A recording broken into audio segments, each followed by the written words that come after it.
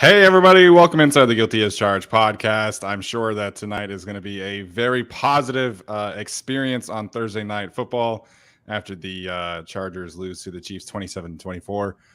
First and foremost, hopefully Justin Herbert is okay. That is obviously the most important thing right now. Corey Linsley as well. They can take my ribs. They can take my knee, whatever they want. Although probably not take my knee. That would probably be a bad decision for Corey Linsley. So first and foremost, hope they're okay. We're going to talk about everything that happened outside of the injuries. Hopefully, I'm sure it's going to be, again, very positive. So that being said, my guys, Tyler, Arjun, and Alex are here. Tyler, one positive takeaway right from the start. You were right about Gerald Everett versus Travis Kelce, man. How you doing tonight? Great. Happy. Man. So happy. I'm sure this is going to be a lovely podcast. So Arjun is here as well, man. Arjun, how you doing tonight? I'm not doing well. I just needed to come on here and rant. Well, that's what podcasts after losses are for. Am I right? Alex, what's up, man? It's very late at night for you over there in the jungle, but how you doing? Bad, because that sucked. Yeah, that was my bad. I had the ESPN thing up there for the statistics, so I apologize. So, we'll start with this. We'll just talk about like what our nights were like, I guess. We'll see where the podcast takes us. So I had a college and career night tonight. I was supposed to be going until 6:30, but thankfully my admin assistant let me come home. So I have been stressed for like the last 6 hours because of this game. And, sitting here in this room instead of watching football, like normal routine, like getting up and down and like, I couldn't be like my normal fan self. I felt like I was just so constricted. So I've been stressed, man. And, I was sitting there watching the game and I felt like the offense was moving, felt like the Chargers were, this was going to be different, right? This was going to be the time. And right after Justin Herbert threw the pick six, Brooke comes in here and she's like, "Are you live? Are you caught up?" And I said, "No, I'm like still probably like 20 minutes left." And she just goes, "Justin's hurt." And I was like, "Badly or like he's fine?" And she was like, "No, he's hurt badly. Like you need to catch up." And I was like, "Okay, like let me see what happens first. Like I need to see like everything." So for like the next 25 minutes, I'm like, this shit sucks. Like there was just zero energy coming from this room that I was in. So not a great viewing experience, of course. And like I said, hopefully Justin is okay. Yeah, I mean, my experience is it also sucked. I just watched it live. So that was my experience.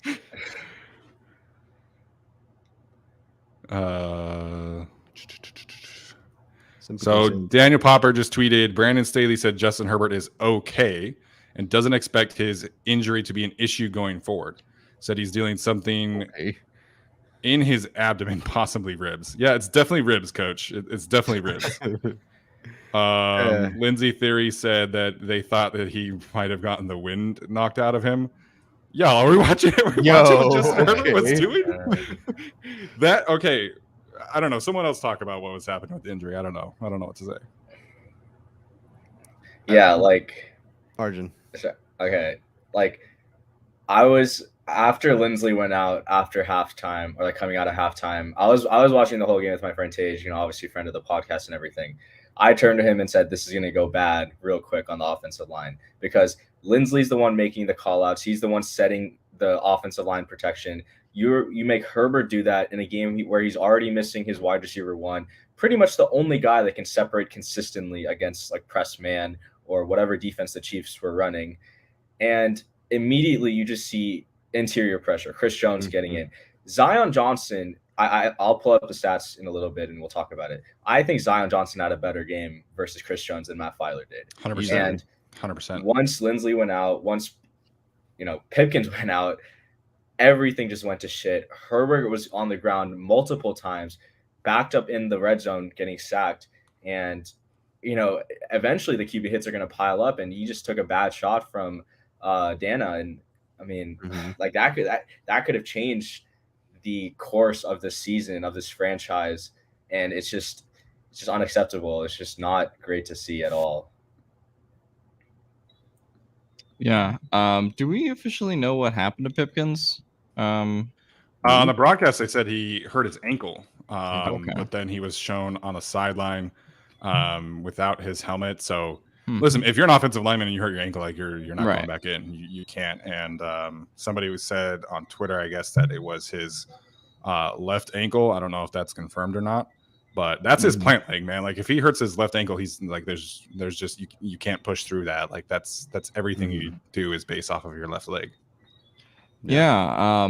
I, honestly, as soon as I saw Will Clapp come in, I'm like, they're not winning this game.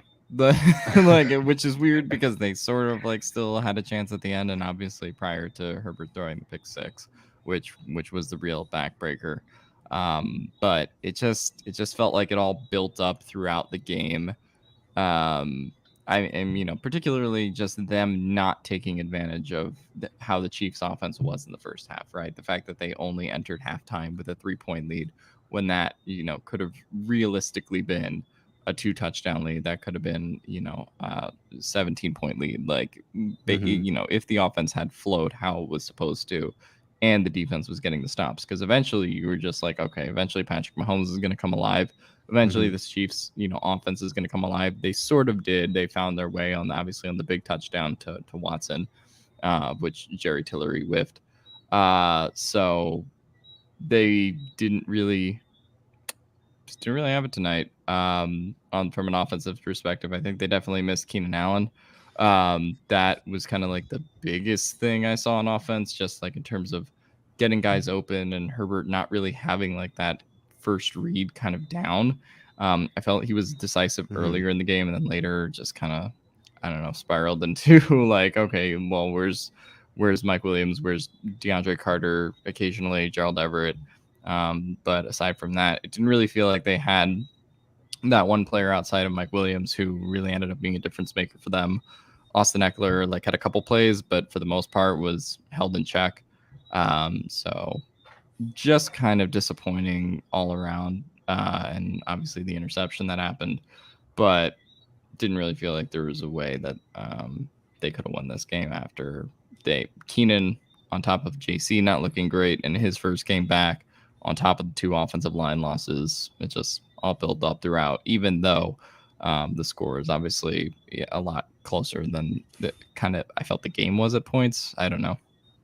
And literally everybody on the team is getting shit on in the chat tonight. Storm Norton was played like 12 snaps and he's pathetic. I'm going to be completely honest. I thought the offense was good tonight. Like I understand that there were issues with Keenan Allen.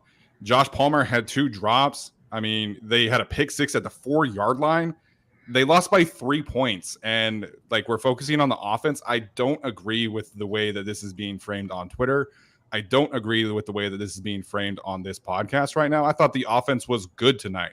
They did pace. They did a much better job of rolling out Justin Herbert in the pocket. Everything that I wanted to see from the offense today happened, except for the execution. I mean, Gerald Everett tries to get subbed out, and if he does get subbed out or they call a timeout and they score a touchdown, they're at 31 points tonight and they win. I don't understand. I don't like the way this is being framed, to be completely honest with you. The Chargers defense dropped 2 interceptions. They had another one that should have been another interception. You lose Corey Linsley, Trey Pipkins, and Justin Herbert breaks his ribs, and you score 24 points on the road. You lose by 3, and everybody wants to fire the offensive coordinator. I don't agree with this at all. I'm sorry. I cannot get there with blaming the offensive game plan tonight. There were several other reasons why they lost, and that's what I have to say about that. All right, I'll go in the middle, and then Arjun will go the other side of that argument. So for me, I'm of both minds, because on the one hand, 24 points, it's like fine, but you were clearly missing Keenan Allen. And really, even just watching the team last year, when Donald Parham got hurt against the Chiefs, really from there through the rest of the season, there was just something missing. You don't have that other player. That's just a different mismatch, and he's your best blocking tight end, probably last year and definitely this year. You're missing something there for sure. There was that avalanche where Lindsey and everybody goes out. So I understand them not scoring more. And yeah, like you said, they put up 400 yards of offense. So they almost had it. At the same time, I feel like this offense, there's something also missing. Like what they did and what Herbert was asked to do, I think they executed pretty solid for the most part, except for some early stuff where Herbert just was not running for the first down or missed Palmer a couple of times. I don't know. It just feels like there's something missing, especially in the second half.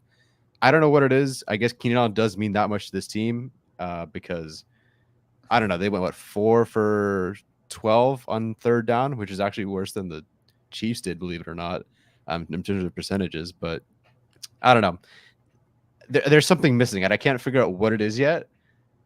But I feel like there should be more. I don't know what it is. Is it because Mike Williams disappears? Is it because we can't find a way to get, I don't know, another tight end involved because DeAndre Carter will disappear? I don't know. But I just feel like there's something missing. So the numbers of 24 points isn't bad. I thought half of the drives looked pretty good. The other ones just kind of left me wanting more. And I feel like they also weren't really given much of a chance to officially finish their drives because they did get to 4th and 2, 4th and 2, 4th and 1, and they punted, which they were sort of rewarded for because the defense held really well. So I don't know if you can call that good or bad, and someone will have to explain it to me. But I don't know. There was just something missing from the operation tonight on offense, and then we can talk about the defense and how much, and then the refs as well, and the blown opportunities there, and really the what ifs of the game. Yeah, I'll say this. My read on this game on a game level was completely off. Like, I thought it would be offenses going at each other. This was more of a defensive battle. I kind of internally, I kind of had a good read on a player versus player matchup. I knew Chris Jones was probably going to have a good game. Kelsey was going to get locked up, blah, blah, blah. But man, I have to disagree with you, Steven. I just don't see how you can say this offensive game was a success. Okay, they put up 24 points. Realistically, it's more like 17. I never said it was a success. I said it's not why they lost. Okay, but I think if you pinpoint the 3 phases of football, I think the offense didn't live up to expectations. The defense held Mahomes to 20 points. It's not 27, it's 20 because the pick 6 isn't the defense's fault. The defense also, I think, just got unlucky. They had 4 picks taken away from penalties, reviews, all of that bullshit. But the offense, okay, I was talking with Tyler before this. The offense had, I think, they only had 2 first downs in which the first down play call resulted in another first down. That's not good.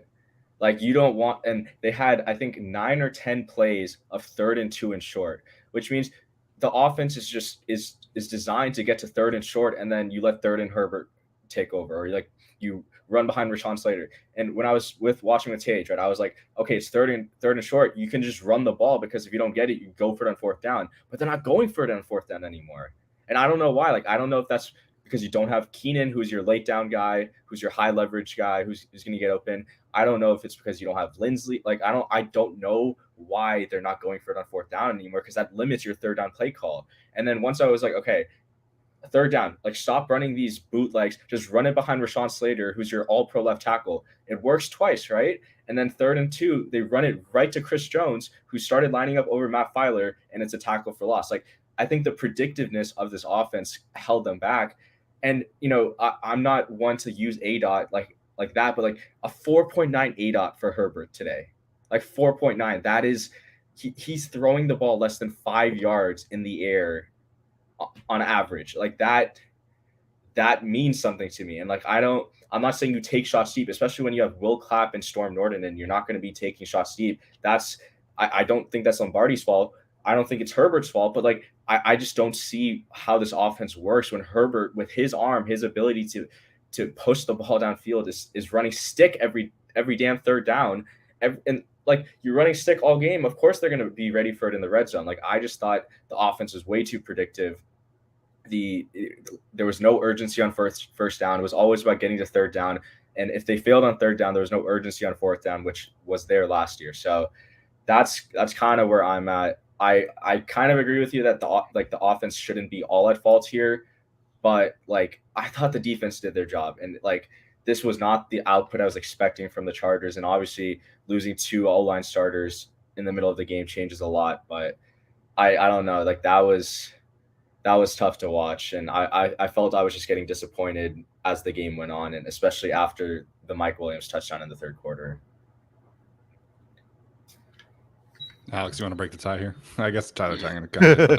Yeah, I mean, At points, the Chargers offense looked really good, right? You have the first 2 drives, which result in field goal and touchdown. And then you have the Mike Williams drive that opened the second half. But in between there, I mean, in between the Mike Williams touchdown and then the touchdown they got near the end of the game, you had punt, interception, touchdown, punt.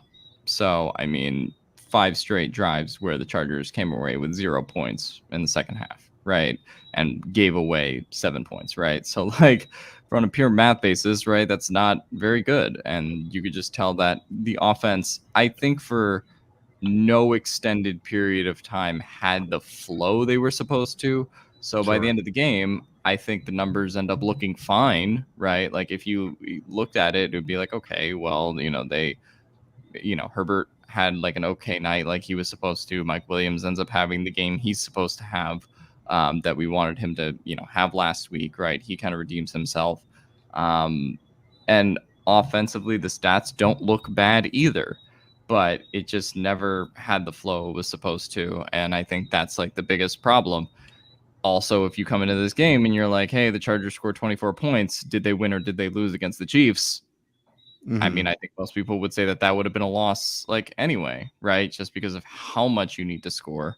I think on the other hand of that, if someone said, hey, you held the Chiefs to 27 points, did the Chargers win or lose? We probably would think that we were talking about a Chargers win in that sense, right? And all the stops that they got at key points of the game as well. And so for me, I think defense did everything you could kind of ask them to do. Obviously, who knows how that game turns out if that Asante Samuel Jr. pick 6 is ruled differently, if any of the interceptions that were called back are ruled differently. But for me, I think you were expecting more consistency from this offense when it mattered the most. And we just never really got that from the Chargers tonight for any prolonged amount of time. I think it was very in between where that stuff kind of happened. And so for me, this was, I guess, the same level of offensive performance that we sort of saw against the Raiders, but just obviously not good enough to beat the Chiefs, and it never looked sustainable at any point. For what it's worth regarding the 4th downs, just real quick, I only watched through the Cincinnati game last year, but in terms of conversions that weren't runs, it was Allen, Guyton, Cook, Eckler. That's a run, sorry. Allen, Williams on a defensive pass interference. Allen, Herbert run, Eckler run, pass to Keenan Allen. I guess what I'm saying is you don't see Mike Williams in there for a catchable conversion. You don't see Josh Palmer in there. Obviously not Gerald Everett. So I don't know. I guess Keenan Allen is really just kind of, maybe that does change things. And I think it does. Like, I think it has to. I mean, you lose Keenan, you lose Corey Linsley, and you still have a chance to win. Again, if Justin Herbert doesn't throw that interception, which it's not his fault, it definitely was not. You're talking about 31 points in Arrowhead, and you're talking about a 31-20 win. I thought the offensive game plan was definitely kind of sped up once you lose your 2 starting offensive linemen. It was a lot more quick game, and then your quarterback gets injured, and then the game plan kind of just goes out the window. I thought the offense was fine. Again, that's just my opinion. I felt like they were moving the ball. They had 2 trips into the red zone where they come up with a field goal. To me, like Arjun pointed out, the biggest coaching issue that I had today was Staley not being aggressive at all on 4th downs. So, there was the one quarterback sneak, and I think there was another one. But to me, there were like 3 or 4 other opportunities where Brandon Staley absolutely should have gone for it, at least 2 by my recollection. But to me, that was the biggest coaching issue today. So I thought the offense is fine. Again, you're talking about losing your 2 starting linemen. You're talking about Justin Herbert getting injured, and you're a pick 6 away from 31 points at Arrowhead. So I get it. I understand the frustration. I don't love having Justin Herbert throw for 5 yards on ADOT either. That's what happens when you lose Corey Linsley and your starting right tackle. It just is, and you don't have a quality blocking tight end to kind of step up and help that. So I think Trey McKitty is decent. I think Gerald Everett is decent, but Donald Parham is their best blocking tight end, and that matters. That showed up big time in the run game, in my opinion, against the Las Vegas Raiders. I'm sure it will show up again when I watch the All-22 tomorrow. this is injuries, and you were again a pick 6 away from 31 points in Kansas City. I will say I disagree with again, like with because I think it's a butterfly effect. Like we don't know if they score 31, if they score a touchdown. Like what if Mahomes goes down and score, Chargers go 3 and out, and then But if they score a touchdown, Arjun, they're winning that game. Like probably, but like I know I know what you're trying to say. Trust me, like I'm not trying to seem like a downer here, but like the Chiefs offense, like you just don't know what to get from them. I will say though, I think Asante had a great game, first of all, but it was just infuriating to see how he literally had 2 pick sixes or like 2 picks right there, especially the first one right in the middle of the field, and he just dropped it. Like I think that probably was the more impactful play, where you're up 17-7, you drop a pick that would have given you the ball on the plus 30, plus 35, and you just scored a touchdown, right? So I don't like to put in perspective, like we said this before off air, the 2 biggest plays of the game were the Chiefs' 6th receiver, Justin Watson, beating the Chargers' number 1 cover corner, who just got paid $16.5 million a year. He beat him on a 40-yard touchdown. And then the other play was the Chiefs' undrafted rookie, Jalen Watson, taking Justin Herbert to the house for 6.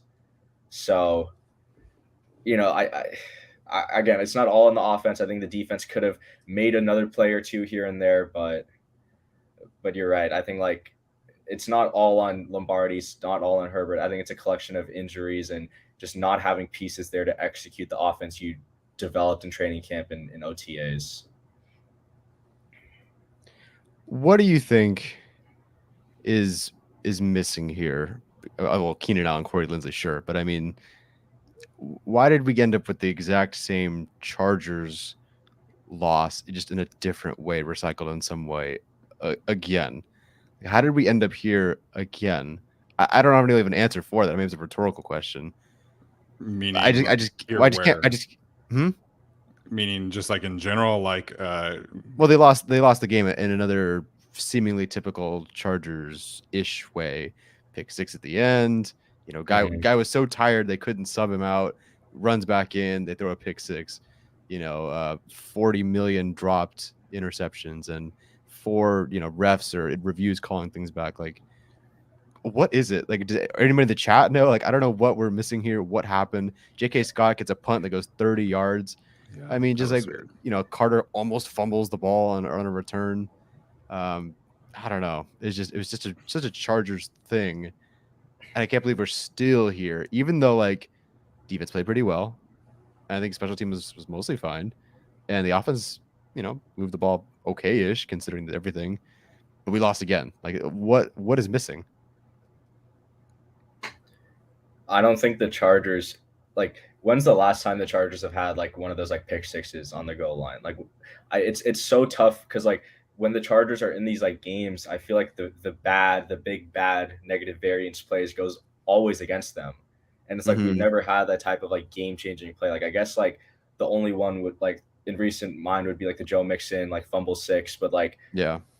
And then, Antonio Gibson fumbling. But it's like in the big primetime games, in the games where everyone is watching, it seems like it's always the Chargers who mess up. It's always them somehow finding this new way to lose and a new way of getting hurt. And it's like, I don't know. You guys have been following the Chargers closer much longer than me. It's just like and people will say like I'm being a like Debbie Downer, like I always seem down on the Chargers. Look, the Chargers have not won this division since what, like 2012, 2013. Right? It would be 2010 was the last time they won it, wasn't it? 2010. They haven't won this damn division in 12 years. I'm sorry if I'm supposed to feel like overly optimistic about this team that hasn't been able to beat the Broncos and Chiefs in 12 years. Okay.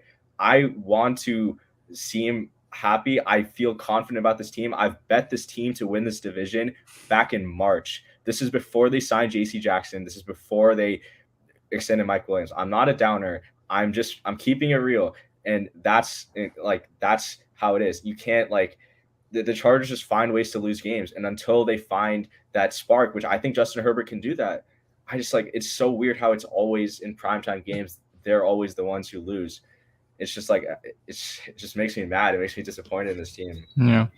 I mean, I don't know what to say about the primetime games factor, but like the one thing I will say is we always talk about how like, oh, the interceptions like always go against the Chargers and stuff, and turnovers. It's like, well, you know, last September they played a game versus the Chiefs where they won the turnover battle 4-0, right? And there was that killer instinct to kind of like get things done. Yeah, some of those were, you know, fumbles that were kind of given to the Chargers, but Asante Samuel Jr. gets his first big interception there, right? And then you have Alohi Gilman who gets like the game-sealing interception. So it's like, on one hand, yes, like the Chargers got unlucky at points, but also it's just like if Asante Samuel Jr. doesn't bobble that first ball and then have to have that attempt where he does go to the ground and comes with that pick six away cleanly, then, you know, we're not having a lot of these conversations we're having, right? So some of it is about technique and finishing the play and being more efficient. So from that standpoint, I just think it is like you can't make a single mistake against the Chiefs, even if they're not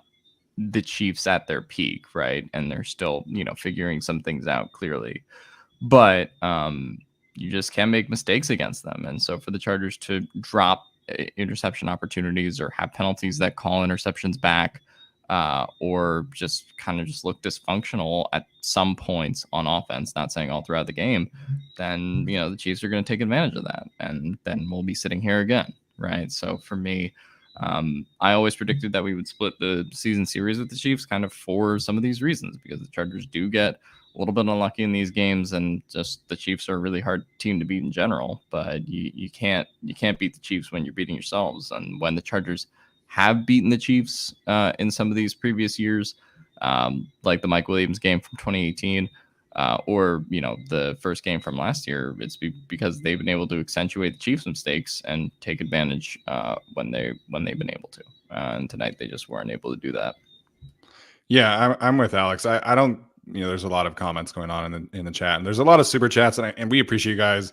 There's a lot going on. I wish we, you know, could go back and you know, get to some of them. I'm sure we will, but there's a lot of like curse comments going on. I don't believe that. I believe that you in the NFL are able to kind of, you know, take control of what you can. And I think the Chargers last year showed that they were able to do some of those things. I thought the Chargers did that last week on Sunday with Khalil Mack and Joey Bosa closing out the game against the Raiders. So the pick six was certainly unfortunate. The Chargers they clearly came out with a plan that they were going to play with pace.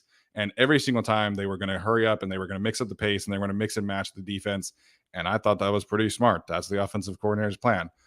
The issue right there at the goal line, right, is you're trying to be aggressive. And that's really what's happening. So people are saying that like the Chargers are not trying to be aggressive. You go hurry up in the red zone, in the low red area, you are being aggressive. That's a different way of being aggressive. It just, Jared Everett was gassed, man. It really was. Like that's really was what was so simple about that situation.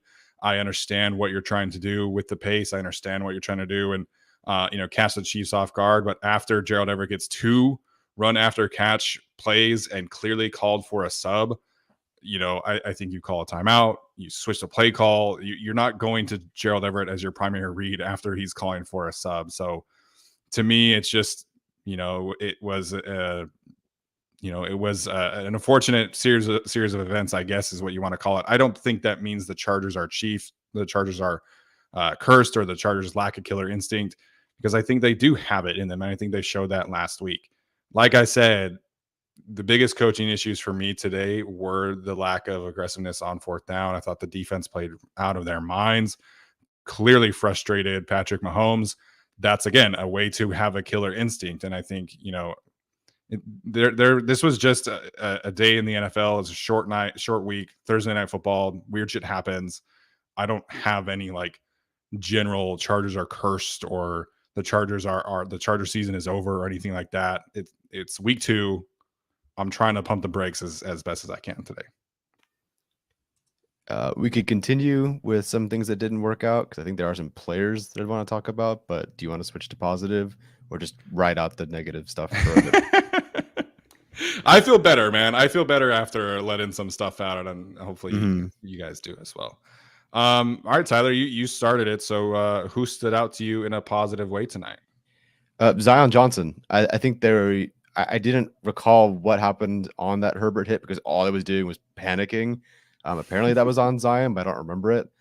Otherwise, I mean, have you seen a time where Chris Jones had to switch sides, like someone facing Rashawn Slater? Not the No, I Slater don't tune, I remember was gonna that. say, Like yeah. he was unbelievable, and it's. I'm sure that maybe he's give up a couple of pressures and whatnot. I'm sure the stats may not be like the greatest, but he had a freaking pretty solid game. And I thought, really, for a good while, even if I didn't love maybe the play calls, they were kind of getting what they wanted for the most part. And Herbert was, until about the middle of the third quarter, very, very well protected.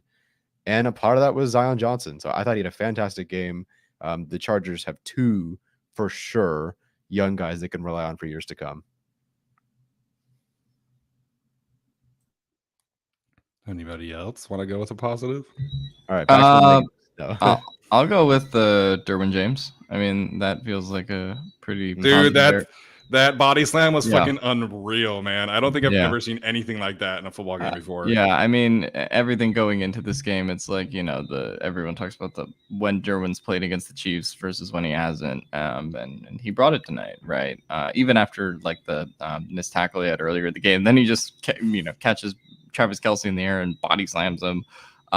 He was an absolute difference maker tonight, and it was just visible all over the field. The Chargers need him if they're ever going to make some kind of contending playoff run. And so just seeing that energy from him tonight, he probably had the most energy there out of like anyone on the defense. And I thought it was just very visible tonight. So, I mean, I think if we're doing like a stud of the game defensively, aside from, defensive line and, some of the secondary, I think Derwin's the one who definitely stood out at all three levels of the defense, really. Mm-hmm. Yeah, I mean, I kind of gave Tyler a little bit of a hard time for predicting that Gerald Everett was going to have more yards than Travis Kelce this week. And Derwin was a huge part of that, man. And so was JC Jackson. I know JC gave up the big play and he gave up some other ones.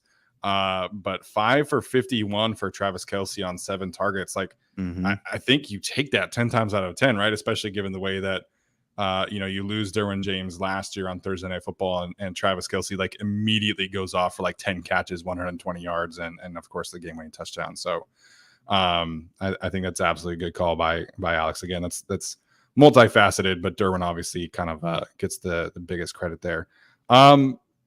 Guy who did not show up in the stat sheet officially, but unofficially, man, I thought Austin Johnson was outstanding tonight. He had 3 or 4 really good rushes on Patrick Mahomes, and it either ended up being like, a holding on the defense or the random pass interference or whatever. Like, my guy had 3 hits on Patrick Mahomes, and all 3 of them got nullified. So I feel really bad for him because you look at the stat sheet and it's an empty stat sheet.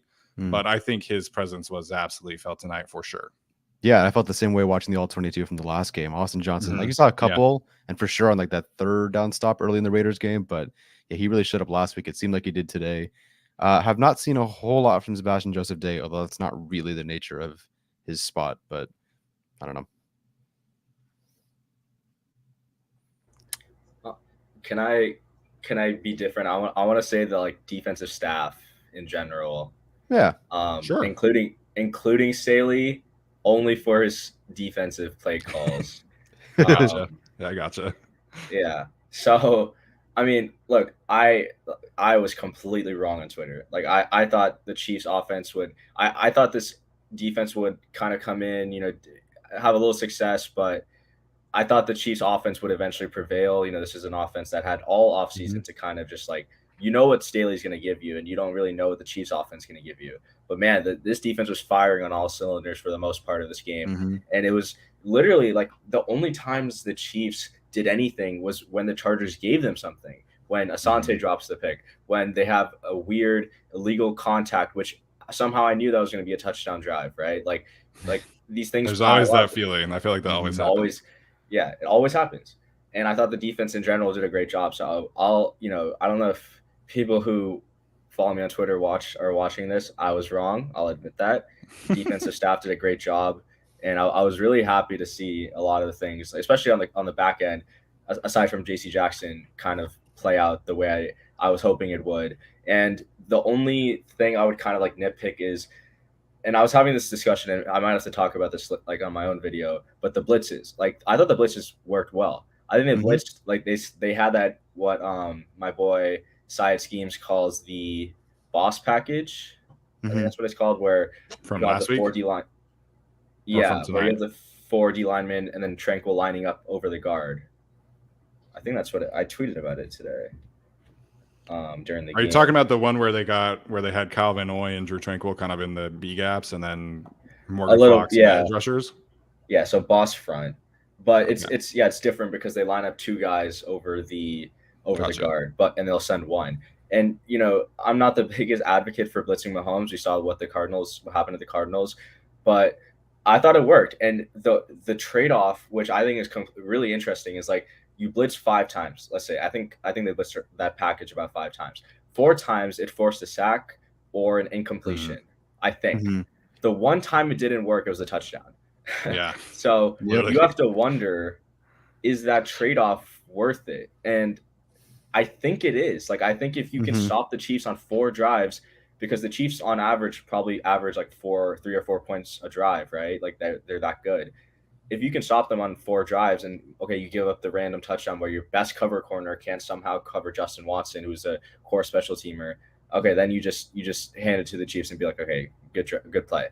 But I think that blitz package is really cool, and like I said, props to the defensive staff for a pretty good game plan, which kept the Chargers in the game. Yeah, absolutely agree there. I thought outside of like the one rush that you were talking about, they were incredible with like their rush containment. They really only let Mahomes get out of the pocket 3 or 4 times. Officially only end up with 1 sack and 5 quarterback hits. But again, I feel like there were some penalties in there that you probably hit Mahomes, 10 or 11 times tonight. And I think you take that. And run defense, man, I thought it showed up outside of the one Clyde Edwards-Helaire busted run at the very end. You're talking about probably less than 4 yards a carry. You're talking about 50, 60 yards. And so I thought the run defense was solid tonight. I thought the pass coverage, again, outside of the one busted J.C. Jackson route, I thought the pass coverage was solid. So the defense played incredibly well. And, obviously, hats off to the defensive staff getting this defense ready to play against Mahomes like this on a short week. They essentially did not practice. The week after, the Chiefs put up basically 50 points on the Cardinals and got a first down on 50% of their plays. So I agree, Arjun. That's a good call. I thought the defensive game planning was outstanding tonight for sure. Yeah. I mean, in addition to defensive game planning, shout out to Justin Herbert, as well, for doing everything he did tonight. Absolutely. Cracked ribs, rib cartilage, whatever it is and all, and he still gets up and clearly in pain throws a frozen rope to DeAndre Carter to give the Chargers that second touchdown drive of the half and keep them in that game prior to the onside kick. So I just think stuff like that, should not be, even though the Chargers clearly probably were out of the game at that point, unless they got the onside kick, should not be understated for the effort that he made after he was clearly, just not himself after the hits. Yeah, I was like, okay, obviously he won't pull himself out. I don't think he would do that. But as soon as he went to go scramble and literally just threw the ball into the ground, I was like, please pull him. Like, that was awful. Like, there was no one in front of him. He could have just walked 2 more yards, kneeled down, sat down, whatever.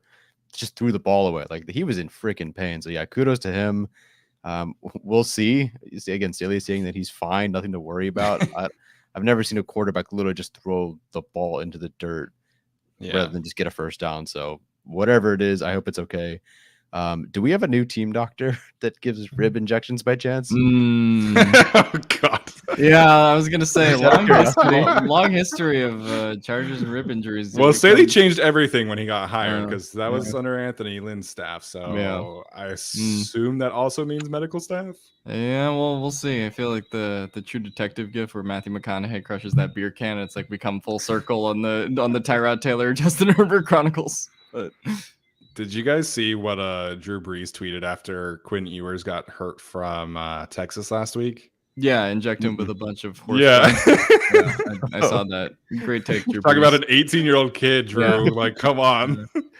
Oh man. But no, in all seriousness, like that sequence from Justin Herbert, man, that was one of the most unreal things I've ever seen on a football field. And I feel like I say that all the time with Justin Herbert, but to just not even have the energy or the health, if you will, whatever, to run and walk for a first down, and then 2 plays later you just throw a bullet to DeAndre Carter to get them back in the red zone. So that was an incredible amount of just effort, toughness from Justin Herbert, and absolutely deserves all the credit in the world tonight. I'm sure there will be, his haters out there talking about the pick six, man, but Justin was, again, outstanding tonight.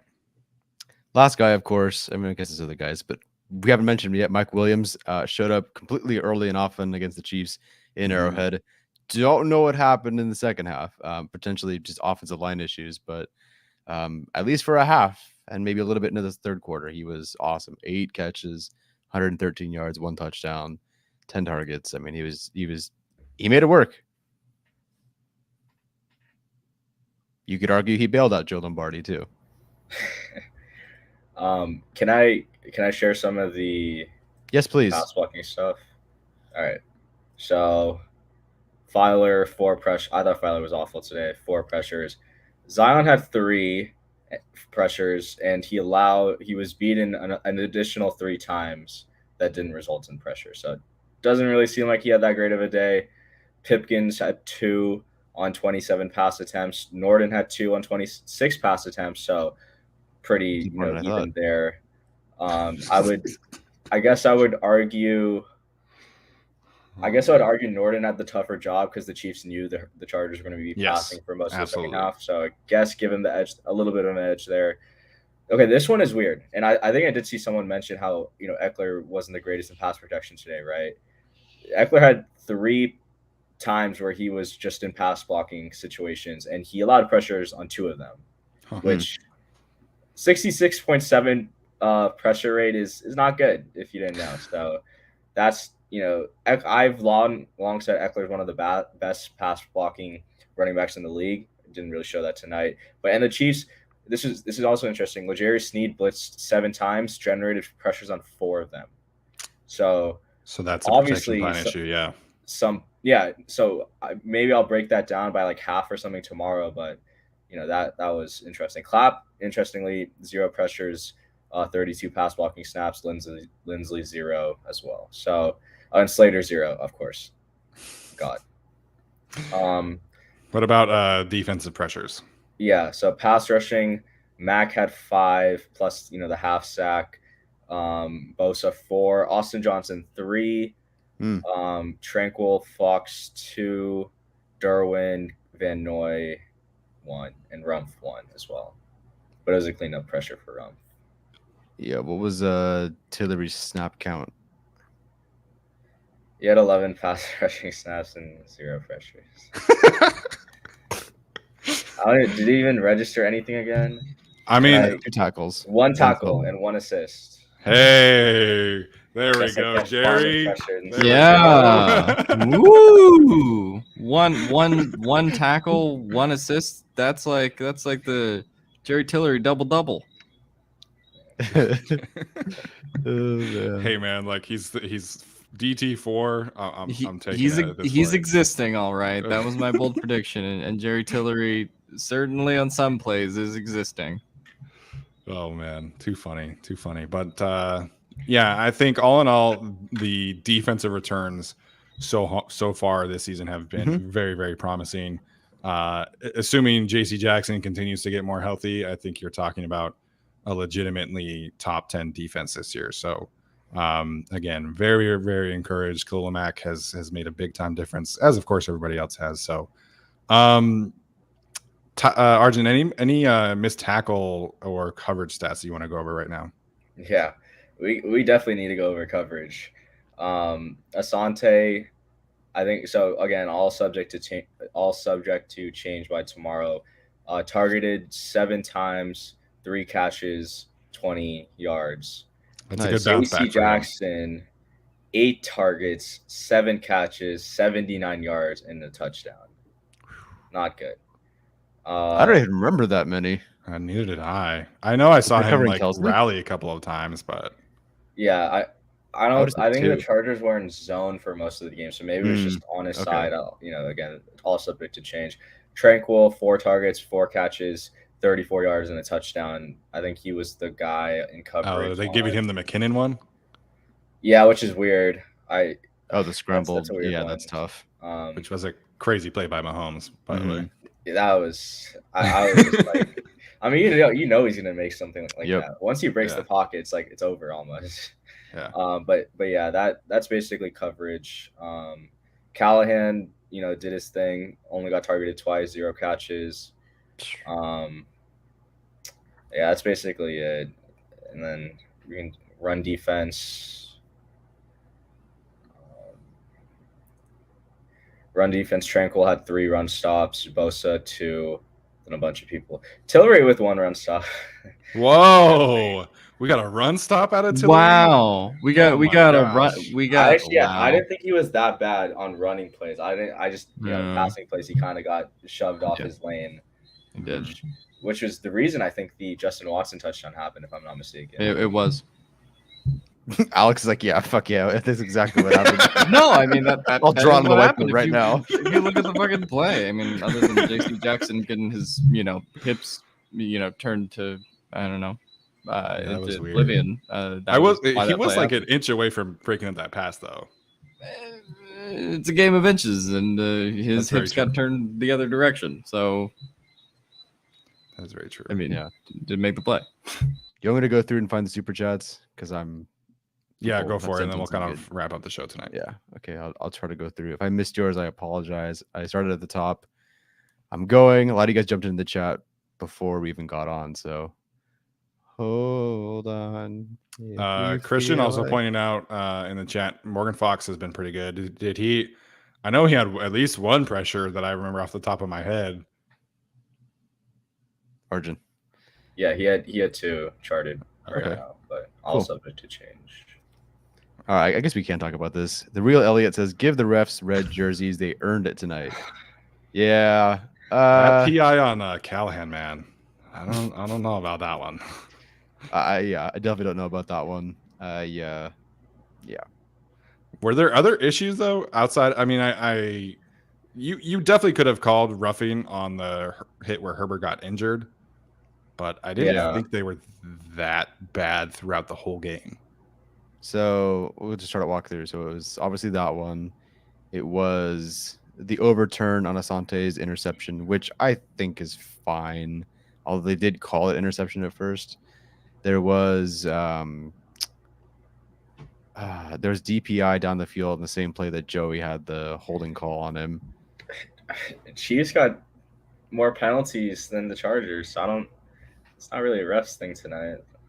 I guess but they had like a delay of kick shit and stuff like that. Like, yeah, their special teams, man. Like, I mean, I get your kickers out, but I mean, Brian Cook had 2 special teams penalties. Like, very uncharacteristic performance from that unit. But yeah, they had 6 penalties for 54 yards. Chargers had 3 for 25. I don't know if that counts decline penalties. I don't think so, but I mean, that's a pretty clean Thursday night football game from a penalty standpoint. Whatever, I hate him. All right, Grizo con Papas puts the letter Z. I don't know what that means, but thank you. Appreciate it. We need another Z receiver. Yes. Hey, Arjun, any snap count information from the receivers? I'm curious what that breakdown is like. Yeah, no, I was great that he brought it up. Jalen Guyton had 3 snaps. Whew. And he was blocking on one of them and went for a first down. I know that. I remember one of them. It's like, I mean, Josh Palmer's not that good. I don't know. We're always hearing Josh Palmer stays after practice, works with Herbert, all this extra. It's like they're never on the same page. Never. They're running stick and Palmer's too far out, or he's hugging the sideline too much, or he's not running past the first down sticks. I don't know. Like, I don't know what to say about the Josh Palmer thing. I do think Herbert missed him on one of the earlier throws, but at the same time, Palmer had some of these issues with Daniel in the preseason where they were disconnected quite a few times. And so it's just like, well, we're talking about two different quarterbacks here. It's not just that it's, Daniel or Herbert missing all the time. Like some of that goes on Josh Palmer, and Herbert looked visibly frustrated at points when, just looking at his routes and what he was running. So I do think that plays into it. And I don't want to throw Josh Palmer under the bus, but I think the fact that Herbert's clearly more comfortable with somebody like DeAndre Carter, I don't think that's coincidental. I don't think that's like DeAndre Carter hype train or any of that. Like, but at the same time, it's just like he's clearly more comfortable throwing him and some of the other receivers as well. Like at this point, so I don't know what to say about that. I don't think Palmer's a dud by any means, but it's been weirdly out of sync to this point. I mean, you talk about something the offense is missing. Like they have no speed. Like DeAndre Carter is a 4-4 guy, but I mean, he's your slot intermediate. He's not doing a ton of deep stuff. This team needs Jalen Guyton. Like you have to give Jalen Guyton more than 5 and 3 snaps. And Mike Williams, you can access the deep part of the field a lot with Mike when you're doing obviously jump ball situations and contested catch situations. But their only speed receiver is Jalen Guyton. And at some point you have to play him. And we heard on Wednesday, as the team was flying off, as I was tweeting about my offensive takeaways, I get a message from a source within the building that, hey, man, Jalen Guyton's not going to be playing on Thursday night very much. And it's like, I don't understand. I couldn't even believe you. Like, I thought that was a joke or, No, I sent the screenshot to Tyler and I was like, do you think this is real? And we were just like dumbfounded that the only fast receiver on the team cannot see the field. And they won't activate Michael Bandy, which I understand. You have too many slot guys, so I get that. So you activate Jason Moore. Did Jason Moore play at all tonight? No. So you activate Jason Moore as your 5th receiver. You're asking so much of your receivers who are not fast to be consistently open. And you want to talk about why stuff happens in the second half? You're asking 3 receivers to play 90% of the snaps each, and none of them are fast, and none of them separate extremely well. So it's a problem. Did Richard Rodgers play, by the way? He played a few. Yeah, he was out there a little, every now and then. Yeah, I mean, it kind of reminds me of last year. Like Tyron Johnson just gets phased out, and now we're sort of at the point where Jalen Guyton's getting phased out, and it's like, okay, well, those were the only 2-4-3 guys we had that reliably get open and get down the field. So I don't know what the plan is other than just hoping and praying like DeAndre Carter is the speed guy and Keenan Allen, when he gets back and he's healthy, like obviously, has that connection with Justin Herbert. But other than that, and occasional Mike Williams like jump ball situations, they're not getting vertical. They're not like getting that big touchdown like they did against the Giants last year if they're not playing Jalen Guyton, if they don't have a Tyron Johnson like type of player, and they've been phasing both of those guys out. Yeah, there's a lot of stuff going on like this, us talking about Brandon Staley here. This is his vision, man. Like this is his roster. I think that's become very, very clear. Like he wanted to build a more physical receiving room. If you go back and listen to, the Athletic Football Show's podcast from when they were in training camp, all the coaching staff talked about, and specifically Brandon Staley talked about having physical receivers that could just punish people after the catch and, contested catch situations and everything like that. That's not happening either. I thought Gerald Everett I love Gerald Everett, man. I know people are really mad at him about the interception, but he fights for everything. And I think he's definitely not part of the problem. But so I'm just like, I'm confused at the way this team evaluates wide receiver. I'll say that. And that could be a Staley issue. It could be a Joe Lombardi issue. It could be just continuity. You want to keep Mike Williams and Keenan Allen and everybody around, but you got to get some more speed out there, and your one speed guy can't see the field. So my understanding of general player rotations is that the position coaches are the ones who are in charge of those. So I don't know if Chris Beatty just does not, if Jalen Guyton's just not a favorite of his or what, but you need more speed out there, whether that's signing somebody. I'm not super interested in signing Will Fuller or Odell Beckham Jr. coming off of an injury. So just play Jalen Guyton more. I'm not asking for 50 snaps. Just give me like 25, 30 snaps, and I think that'll help at least somewhat. Yeah, like Alex pointed out, it just discontinued momentum. You end the season with Tyron Johnson being this great thing, wide receiver 3 at worst, and he's gone. Which, okay, Jalen Guyton beats him out fair and square, I suppose, fine. Jalen Guyton is on a tear to end the season, right? Some great plays, and then they discontinue momentum again. I don't get it. That and them not activating or keeping active. Isaiah Spiller is a surprise. I just think if you work with Jalen Guyton throughout the offseason, not even as, like, we know he's not the wide receiver 3, but as the 3B or the 4 or whatever, like, you do use him at parts of the field. He was doing good work with Herbert. I thought he was ascending. And you have Isaiah Spiller involved out of the backfield too, and you take away both those options while Allen and Parham are already out. You're just doing a disservice to Herbert and your play caller as well. I don't know who's making those decisions, but I'm hard pressed to believe that like Lombardi's like, well, let's not have Spiller active or Guyton playing, but then like it should be on him. So I don't know if that's a Telesco Ficken thing. I don't know what it is, but I don't know. But I'm fairly confident that the offensive coordinator wants more speed out there. So I don't know. Oh, sorry. You're good. Go ahead. I was just gonna say, somebody mentioned I want more Xander Horvath. 2 touchdowns in 2 weeks, man. Like, that's pretty freaking cool. More for the second best rookie on the team, apparently. The good thing is Xander Horvath's getting touchdowns. The bad thing is their 3rd and 4th round picks are healthy scratches right now.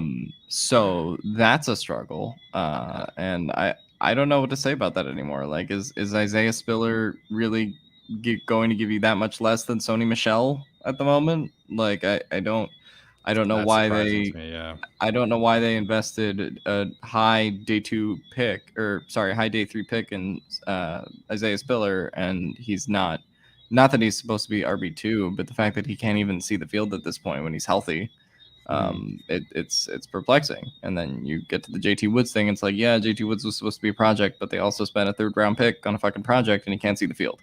So, I'm happy for Xander Horvath and all. Great that he's gotten 2 touchdowns in 2 weeks. King of efficiency. The rest of the Chiefs class is contributing right now, though, and the rest of the Chargers class is not. Their 7th round pick had a pick 6 tonight. And that's why I think it's part of why the Chiefs won the game tonight. Yeah, when Leo Chenal had a pressure on like the 2nd play of the game, I thought of you immediately when I saw that. Like, God dang it. Getting back to Frank Superchat here, he says this team is headed in the right direction. You could see the drop off with blitzing and pressure after Lindsley went down. D is going to get better. I don't know if I quite agree with the pressure going down after Lindsley went down, but I do think the defense is going to get better, man. Like, if we have to watch any Chase Daniel games over the next few weeks, I feel confident that the defense will be able to, hold down the fort against Trevor Lawrence and Davis Mills over the next few weeks. Me too. And I was going to be at the game next week, and if Herbert's not playing, I'm not going because I'm not paying for that. Wait, is that in LA or Jacksonville? It's in LA. Yeah. Oh, okay. Tyler, you want to find the next one? Yep. Oh, sorry, Archie, go ahead. I just want to say, I think Joshua Kelly's looked better than Eckler in the first 2 games. Hot take, but I think Kelly got the GAC bump. It just happened a couple weeks later. It happens in the regular season when the games matter. Yeah. No bias there.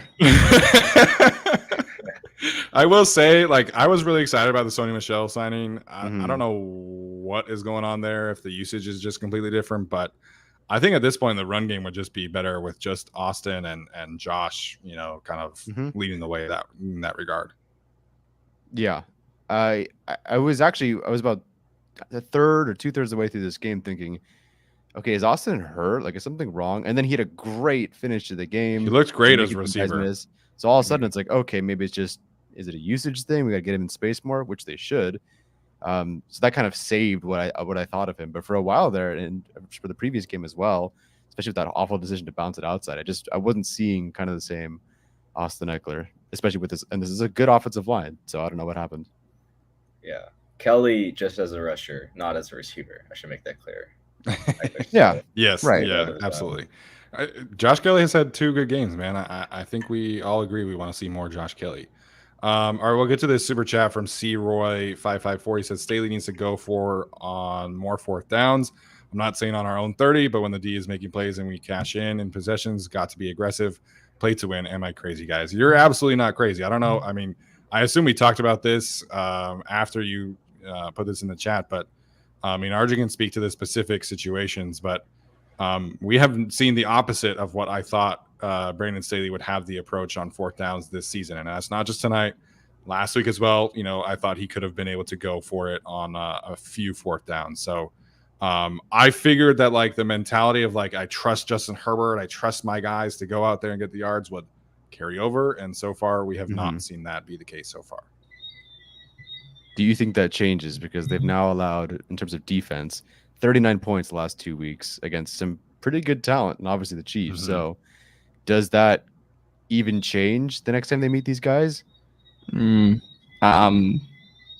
sure. I mean, the weird thing is, it's like, you know, and this is what people on Twitter like kept saying when they decided to not keep going for it on 4th down in the second half. It's like, oh, well, Staley trust the defense. It's like, great. Can you trust your fucking quarterback? Like, can you trust Justin Herbert, the guy who's supposed to lead us to the promised land, to like make a couple of those? I was actually fine the first 4th down where they kicked the field goal, and it was like, what was it, 4th and 10? I was okay with that one at that point in the game, but then the ones later on, I just wasn't really a fan of. And it's like, okay, J.K. Scott, haha, funny punt. Oh, he shanked one, 30 yards, great. Like, so yeah, I don't know. I just think the lack of aggression definitely killed them later on. Even though they were holding the Chiefs, it's like, but the Chiefs' offense is so volatile that it's like, okay, but you can't keep relying on getting stops, right? And so I think that was really the issue. It's like, okay, maybe you can trust your defense like next week against the Jags, but like, how about you trust Justin Herbert right now, please? Yeah, exactly. And I think what Alex said is so important. Like, you can't just rely on your defense to stop the Chiefs on any given drive. Like, their volatility is going to be so high this year. Now, the Chargers lost about 7 win probability by not going for it on 4th downs over the course of this game. Now, I get why Staley's trusting his defense more. It's his team. They've been looking good. But like, at the end of the day, like, Justin Herbert is still an alien quarterback, and you're taking the ball out of his hands and giving it to another alien quarterback. And it's like, this is where I just wonder if it's too early because there's no Keenan Allen. Right. And does that change the type of play calls you call on 4th down? But then also, if you go for a 4th downs, you have a much wider array of plays to call on 3rd downs. You can run the ball on 3rd and 2 because you're going to go for it on 4th down anyway. And I don't know. The lack of aggression is a little bit concerning. And I really do wonder if he's making these decisions because of all of these scrutinies come under. And I don't think that's the case. I do want to believe it's because of personnel decisions, not having your wide receiver 1 in these high leverage situations. But it definitely isn't a trend I want to see continuing.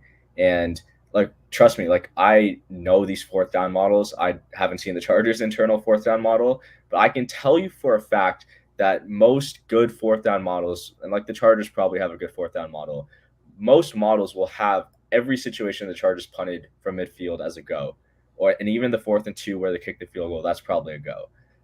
So you want to play to win. You're not going to go into Kansas City and win by kicking field goals unless literally the Chargers repeat their defensive performance and more by picking the ball off when they needed to. So again, it's weird. It's still early, but the returns on Staley's aggressiveness have not been there as compared to last year. I missed this one earlier. Brian 98 says, my dog just took a dump on my carpet, and I can't even be mad about it because of this game. Yep. Oh. That's how that game felt. Fair enough. All right.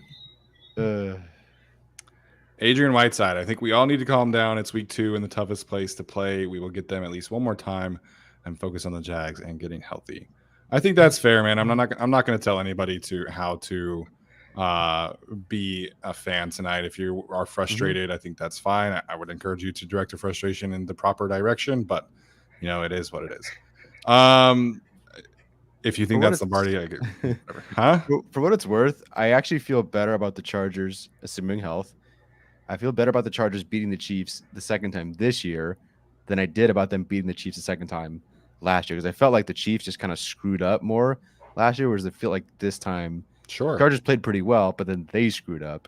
So I feel like as long as they don't do that again, like maybe some regression the right way, I almost feel better about them the second time around than I did last year, even though they won. I mean, we just got the comment about the dog dumping on the carpet, and when you have a pet and you like hold its nose up to the dump, like maybe the Chargers will realize that the second time that they play the Chiefs, and so we learned and sing kumbaya and move on. Someone did say, "Is that a Tillery jersey?" Fuck no, I would never wear a Tillery jersey.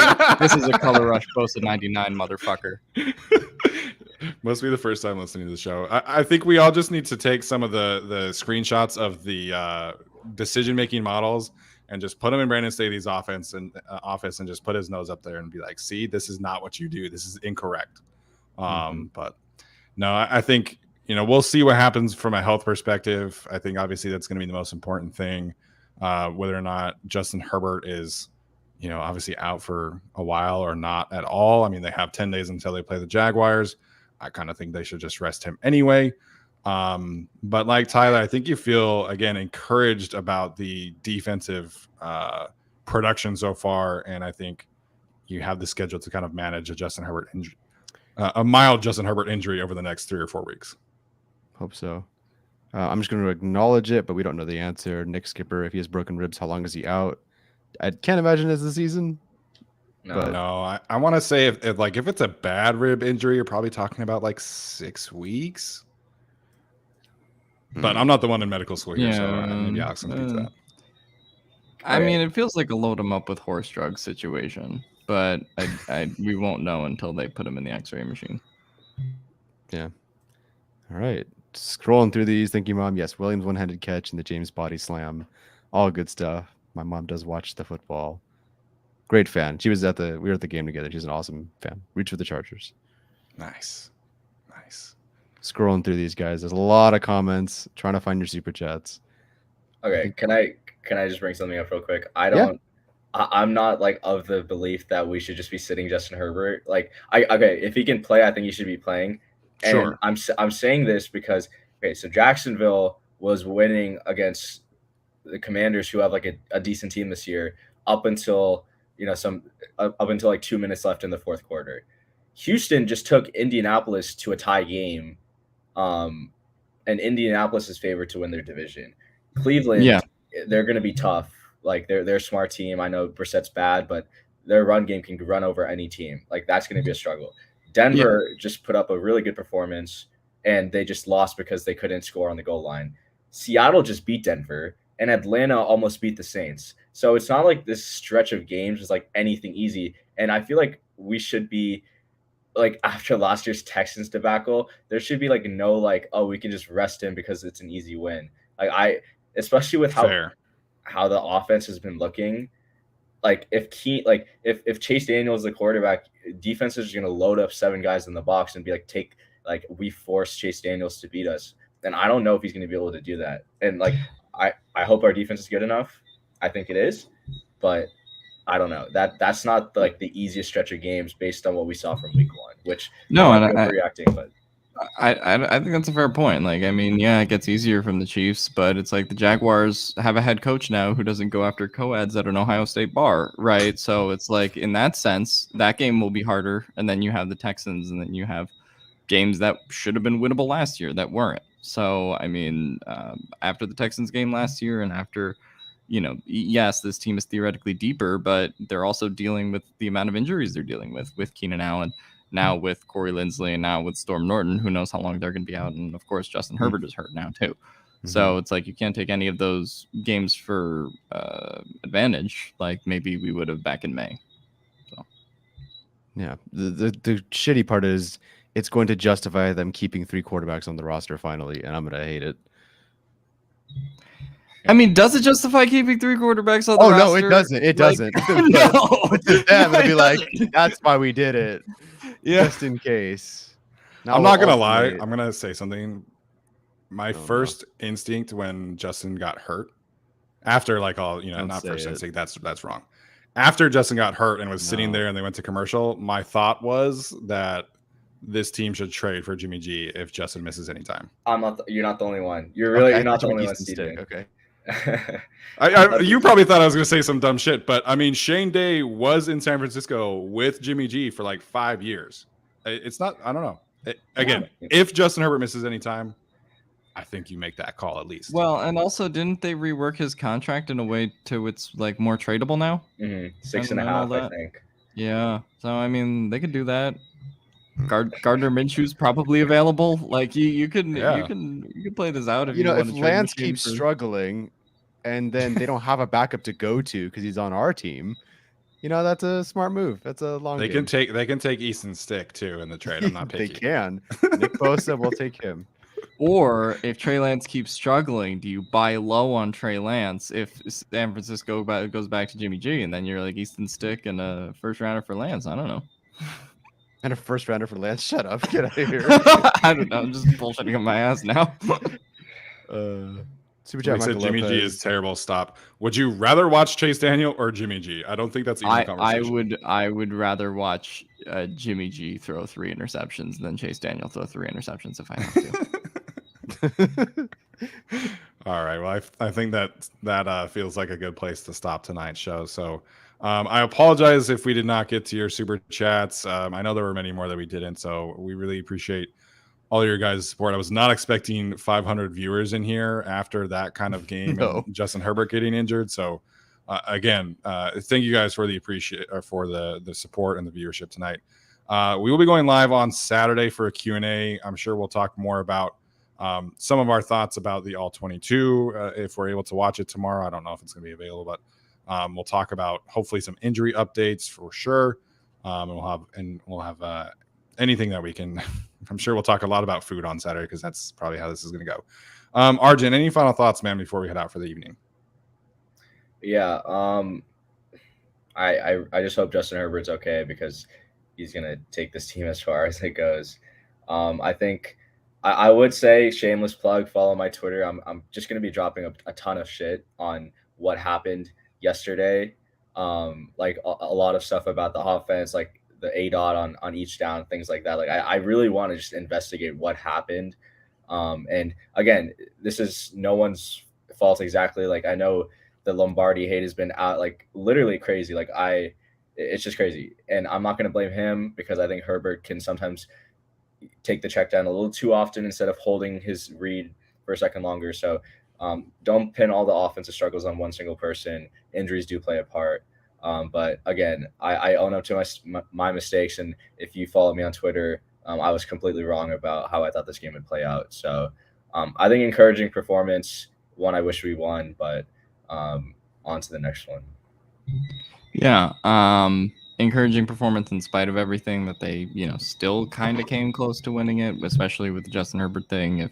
If Justin Herbert is healthy next go around and, assuming they get Keenan Allen back, Corey Linsley and Storm Runner, Trey Pipkins, then this should be a much better game in the next one. If we hold Brandon Staley's nose in the dog poo long enough and tell him to go for all those fourth downs, that should work out. Maybe Joe Lombardi needs to get in the dog poo too and be like, all right, that's one too many mesh concepts, buddy. But so if we do that next game, then this should result in a win. And I will say the same thing that I said after the Cowboys game that got me banned off the Twitter account. Complaining about the refs is loser shit. And the Chargers had plenty of chances to win this game. Yep, absolutely. What are my final thoughts? Well, I was right about Gerald Everett over Travis Kelce. I don't hate my Kenneth Murray comeback player of the year thing. Arjun is teaming up with Warren Sharp on the ADOT. And Shut up. Not doing this. DeAndre Carter, 55 yards. Yeah, did he get it? Yeah. No. He fell 25 yards short of my prediction, but he got 3 receptions for 55 yards. 4 touchdowns short as well, but That's okay. That's Joe Lombardi's fault. So that's fine. Alrighty. Yeah, that's mostly it for me. Thank you. Yeah, seriously, thank you guys for watching. Had a great time in Discord talking about stuff leading up to the game. The mini celebration about JC being active was nice, at least for about 3 hours. It Really was, got yeah. toasted by a UDFA. But otherwise, it's pretty good. Yeah, man. Obviously, a lot to take in this game. Unfortunately, come up just short. First and foremost, hope Justin Herbert is okay. Obviously, that is the franchise. So, hope his ribs are okay.